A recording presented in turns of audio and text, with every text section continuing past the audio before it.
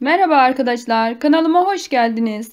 Bugün sizlere bu modelin yine devamını anlatacağım arkadaşlar. Bu üçüncü bölümü iki bölümde arka kısmı anlattım. Yani arka kısmı ve şu boyu anlattım. Şurayı. Bu bölümde arkadaşlar sadece yeleğin sayılarını, ilmeklerini, ilmek sayılarını vereceğim. Kol ve yaka kesimini, kenar oyalamasını daha sonra anlatacağım. Evet arkadaşlar bakın daha önceki videomda ben söylemiştim, şöyle arka kısmını çevireyim yeleğimin.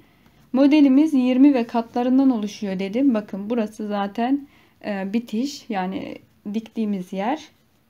Burası arka kısmı 20 ve şu şekilde, bakın şu kenarı saymıyorum arkadaşlar, bu yok, yok sayın. Şu kısım 20 ilmek, şurası şuraya kadar 20 ve katlarından oluşuyor. 1 2 3 4 5 6 7 8 ilmek, pardon 8 model. Bu kenarı ile 8 model, yani 20 ve katları 8 model koyduk. Bu ilmek şurası 6, 2 tane veya 4 tane de kenar ilmek için, hani daha düzgün durması için veya dikiş payı için 2 ilmekte öyle, 4 ilmekte öyle eklersek 6 7 8 buraya oluyor. 2 de bu tarafa, 9 10. 20 ve katlarından oluşuyor. Ve 20 ve katlarından artı 10 ilmek arkadaşlar.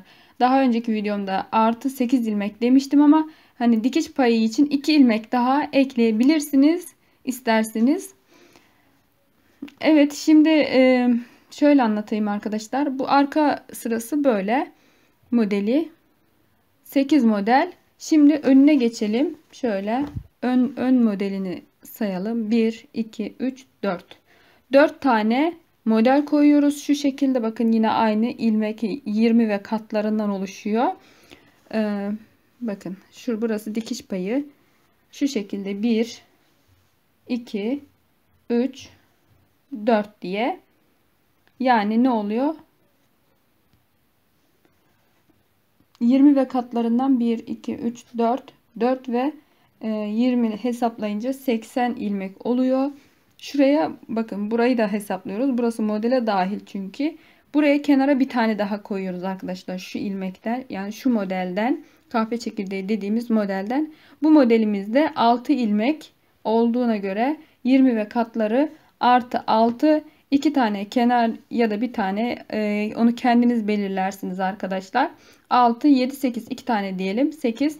Bir ilmekle bu kenar için ayırırsak, bakın şu dikiş payı için ayırırsak 8 ilmek, 9 ilmek oluyor. Ona göre sizler yine 2 de buraya ayırabilirsiniz, 10 diyelim arkadaşlar. Aynı şekilde 80-90 ilmekle de ön kısmı başlıyoruz. Yani 20 ve katları artı 10 ilmek. Ön kısmında o şekilde başlayalım. Yani şöyle anlatayım arkadaşlar. Anlatamadım zannediyorum ama inşallah anlatabilmişimdir. Yani şurada dikiş payı için ikişer ilmek eklemeniz daha güzel olur. Hani ben ilk videomda bir ilmek eklemiştim ama şimdi yani 2 ilmek eklersek daha güzel olur. Bir ilmek de olur. Ona göre 20 ve katları artı 10 ilmekte ön kısmını başlıyoruz arkadaşlar. Bakın şu kısmı. Burayı da o şekilde başlıyoruz. Yine 1 2 3 4 5 6 7 8 9 10 11 ilmek ördükten sonra bakın şu kısmı yapıyoruz. Burayı da anlatmıştım ikinci bölümde. Videomun ikinci bölümünde de bu kısmı anlattım ve şu kısmı anlattım. Şimdi burayı söylemek istiyorum arkadaşlar size. Koltuk kesimi, bakın şu kadar örüyoruz. Burayı 4 parmak örüyoruz. Bakın 1 2 3 4 parmak şu şekilde koyarsanız 4 parmak düz ördükten sonra modelimizi koyabiliriz. Ama öyle ayarlayamam ben diyorsanız şöyle, ben size oranın sayısını vereyim. Bakın 1 2 3 tane şu kahve çekirdeğinden 3 model yaptıktan sonra bakın burayı, şu kahve çekirdeklerini koyabilirsiniz. Umarım anlatabiliyorumdur. arkadaşlar. Elimden geldiğince yardımcı olmaya çalışıyorum. Şimdi burasını koltuk kesimine geldiğimizde ise burayı da anlatacağım. Yani modelimde koltuk kesimi diye bir model olarak bir modeli keserek sizlere anlatmak istiyorum. Burası da ön kısmı.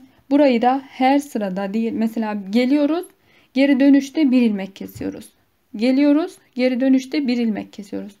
Yani her sırada değil, yani her sırada dediğim gelip giderken değil de geliyoruz, giderken kesiyoruz. Geliyoruz, giderken kesiyoruz. Hem gelip hem giderken kesersek çok içe gireriz arkadaşlar. Orayı da ayrıca belirtmek istiyorum. Bakın şu kısımda şöyle şu taraftan anlatayım. Şimdi biz burayı anlattık arkadaşlar. Bakın şu şekilde 4 parmak dedim. 1, 2, 3, 4. modelde dedim. 4. modelde burayı koymaya başlıyoruz. Burası zaten bu 2 ilmek. Bakın şu 2 yani 2 model. Burayı ben buradan anlattım size. Bu model başa kadar gidiyor. Bakın başta başladığımız model burası sıra sonuna kadar gidiyor. Biz kesme işlemini bu kahve çekirdeğinin içinden yapıyoruz. Şu iç kısmındaki ilmeklerden. Burası yine kol kesimi. 1, 2, 3, 4, 5, 6, 7, 8, 9, 10, 11, 12. Koltuğu burayı koyduktan sonra bakın şu modeli koyduktan sonra 12 tane model koyuyoruz. Bakın bitiriyoruz. 1, 2, 3, 4 tane model koyuyoruz. 2 model ördükten sonra ikisini kesiyoruz. 2 modelle başa kadar gidiyoruz. Bakın başa kadar gidiyoruz burası. 12 tane olana kadar gidiyoruz. Burasında ise arkadaşlar burayı da söylemek istiyorum. Buradan geliyoruz. Önce önü kesmeye başlıyoruz. Bakın önü kestiğimiz yerde bu modelimizi koyuyoruz. Bakın önü kesmeye başladığımız yerde modelimizi koyuyoruz. İnşallah ayrıntılı bir şekilde anlatmaya çalışıyorum. Anlatabilirim arkadaşlar. Ondan sonra burayı bakın buradan başlıyoruz. 1, 2, 3 tane şu bölmemiz var. Bakın 3 tane 1, 2, 3. Bu 3 bölme bitene kadar şuraya kadar kesiyoruz. Kesme işlemini yapıyoruz. Bu 3 tane çubuğumuz şu bölmemiz başa kadar gidiyor. Bakın sonuna kadar bu 3 taneyi götürüyoruz. Buradan 3 tane 1, 2, 3, 4 taneyi kesiyoruz. Şu dördüncüde başlıyoruz zaten kesmeye. Burası yine başa kadar gidiyor. Şuraya geldiğimizde ise bakın. Buraya geldiğimizde bu bir taneyi kesiyoruz arkadaşlar burada. Bu kahve çekirdeğinin bir tanesini kesiyoruz. Sondaki kahve çekirdeğini bakın şuraya kadar tam ortaya kadar. Bakın bu ortaya kadar getiriyoruz. Sonra burayı yakaya arka kısmındaki yakaya dikeceğiz. Bakın şu şekilde. Burayı da yine aynı şekilde. Burayı da birinciyi kesiyoruz şuradan. İkinciyi başa kadar uzatıyoruz. Burada kavuşturuyoruz. Burayı dikiyoruz. Bu şekilde. Bakın arkadaşlar. Aslında gerçekten çok kolay modelimiz. Ama ben biraz anlatmakta zorlanmış olabilirim. Çünkü ne kadar da olsa tabii ki anlatmak farklı bir şey. Uygulamak farklı bir şey. O yüzden ben şimdi anlatma işlemini yaptım. Şurayı da sadece kesme işlemini bir tane modeli yani şurayı bir tane modeli kesmeyi göstereceğim arkadaşlar. İsteyen arkadaşlarım var. Hani yaparak daha iyi, uygulayarak daha iyi yapabiliyorum diyorlar. Anlatarak yapamayabilirim diye bana birkaç yorum gelmişti. Zaten tüm yeleklerde aynı kesim işlemi oluyor arkadaşlar. Bu yelekte size bu şekilde yardımcı olacağım. Buradan bir modeli keseceğim. Burasını bakın modelim var benim zaten. Şurasını ön kısmı olarak hesaplayacağım. Yani şuradan kesme işlemini yapacağım. 1-2 tane. Buradan da bir modeli kesme işlemini yapacağım. Sizlere anlatacağım. Çok konuştum sanırım. Başınızı ağrıttıysam affola arkadaşlar. Şimdi şöyle yapayım bakın. Bu giderken aslında siz nasıl yapıyorsanız arkadaşlar böyle geri gelirken ters yönünden de kesebilirsiniz. Bu şekilde düz yönünden de kesebilirsiniz. Baştaki ilmeğimi örmeden alıyorum. Bakın şimdi bir ilmek ördüm. Hani mesela diyelim ki şu ilmeklerimi ördüm. Buraya geldim. Burada bir ilmek keseceğim. Yani şu iki ilmeğimi keseceğim. Şöyle. Bakın. İkisini bir ördüm. Bir. Yani düz olarak öreceğim burayı. Zaten modeli koymayacağım arkadaşlar.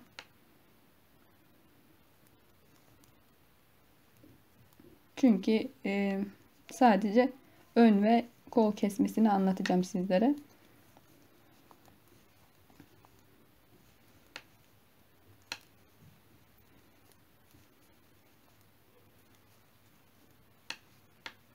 Burayı zaten şöyle göstereyim.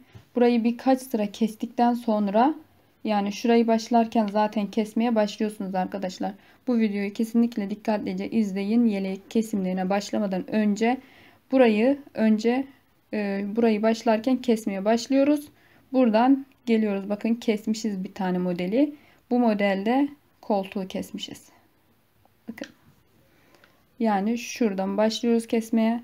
Şuraya kadar gelmişiz. Bakın buraya kadar gelmişiz. Buradan koltuğu kesmişiz. Öyle düşünelim. Yani ben daha aşağıdan başlamışım. Koltuk yerindeyim şu an. O şekilde koltuğu keseceğim. Ön kesmeyi de beraber gitmiş olacak zaten. Sıra sonuna kadar geliyorum. Modelimin arka yüzündeyim. Burayı arka yüzünden keseceğim arkadaşlar. Bakın bu taraf sağ taraf olduğu için, yani bu tarafta ön yüzünden keseriz ama bu tarafta arka yüzünden keseceğiz. Çünkü burası olacak. Bu taraf olsaydı burayı kesecektim. Bu tarafı içe doğru kesmeye başlayacaktım.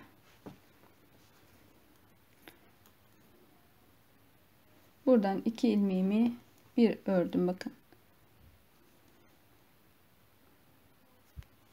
İki ilmeğimi tekrar ilmeğimi taktım şişime. İki ilmeğimi yine beraber ördüm. Tekrar bakın ilmeğimi taktım şişime. Bu iki ilmeğimi bir ördüm. Tekrar şişimi takıyorum. İlmeğimi takıyorum şişime. İki ilmeğimi bir kestim. Bakın.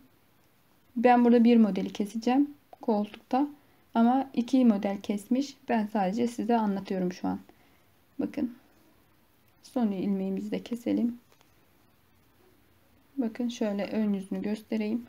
Bu şekilde düz olarak hiçbir işlem yapmadan direkt kesiyor arkadaşlar. Kesiyoruz.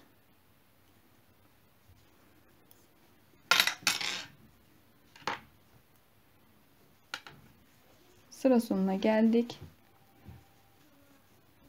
Şimdi burayı ters olarak sıra başına kadar gideceğim. Burada hiçbir kesme işlemi yapmayacağız. Çünkü ben ön yüzünde kestim. İkinci sırada yine ön yüzünde keseceğim. Ama sizler arka yüzünde keserim ben diyorsanız şimdi giderken keseceksiniz ilk ilmeğinizi. O şekilde arka yüzünden devam edeceksiniz arkadaşlar.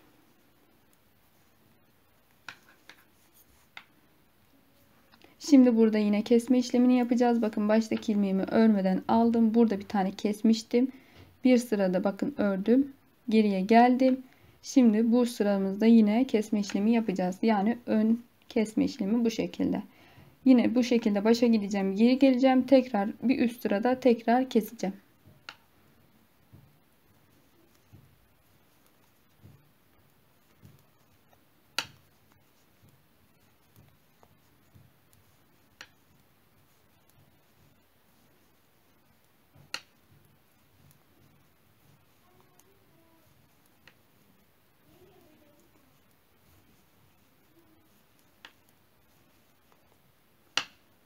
Bu şekilde bakın. Şimdi sıra sonuna geldim. Arka yüzümden de geliyorum. Ters olarak örüyorum.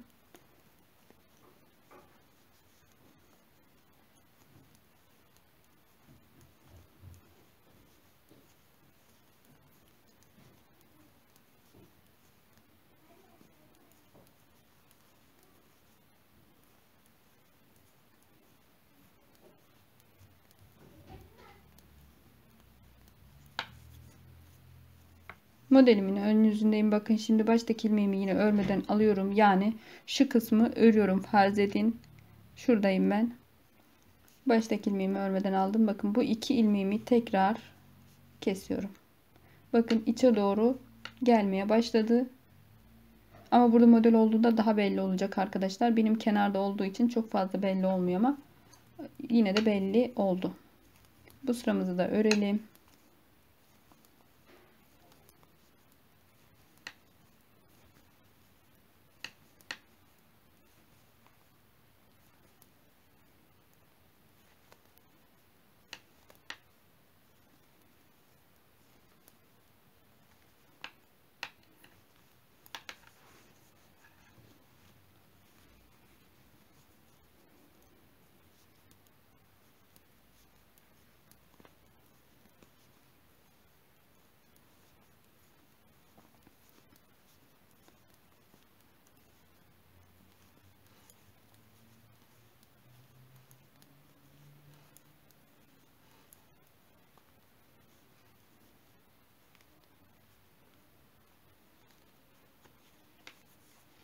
Şimdi ön yüzündeyiz arkadaşlar. Tekrar kesiyoruz ilmeğimizi. Bakın baştaki ilmeğimi örmeden alıyorum.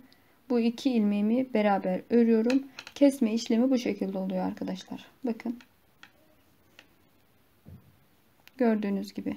Yani şu kısım. Şurası.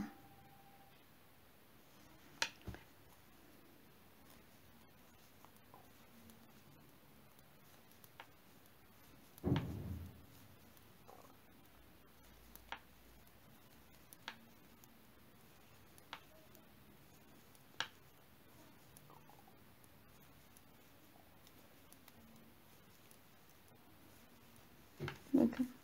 Şimdi burayı kolu kestik. Şurayı, şu kısmı kestik. Şura diyelim. Bu modelimiz buramız devam ediyor. 2 sıramız 12 model olana kadar. Burada 3 tane bakın 1, 2 ve 3 şu kısım. Bu 3 tane sıramız başa kadar gidiyor.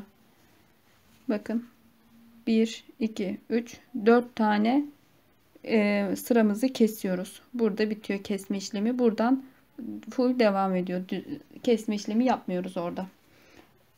Bakın arkadaşlar kesme işlemi bu kadar. Zaten yani genelde modellerin hani şu model bu model diye ayırmaya gerek yok. Aynı işlem bu şekilde kesme işlemlerini bu şekilde yapabilirsiniz. Bakın bazı modeller tabii farklı olan modeller de var. Bazı modellerde ilmek ekleniyor. O şekilde kenar örülüyor. Orası da var. O da farklı bir model arkadaşlar. Bu farklı bir model. Ama genelde kesme işlemi bu şekilde oluyor. Umarım faydalı olmuşumdur arkadaşlar. İnşallah anlatabilmişimdir. Eğer videomu beğendiyseniz kanalıma abone olmayı, bildirim tuşunu aktif hale getirmeyi, bana destek için yorum yazmayı ve öneri ve fikirlerinizi yazmayı unutmayın arkadaşlar. Hepinizi çok seviyorum. Allah'a emanet olun. Hoşça kalın. Bir sonraki videomda görüşmek üzere. Bu kenar oyasını anlatacağım bir sonraki videomda inşallah.